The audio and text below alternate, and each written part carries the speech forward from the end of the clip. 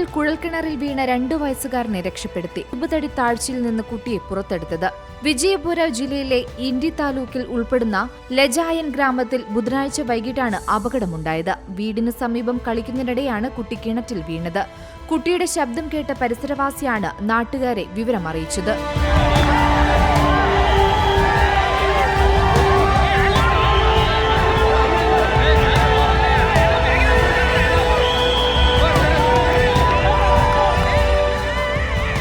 Police, revenue വകുപ്പ്, panchayat, fire force തുടങ്ങി വിവിധ വകുപ്പുകളിലെ ഉദ്യോഗസ്ഥർ സംയുക്തമായാണ് രക്ഷാപ്രവർത്തനം നടത്തിയത്.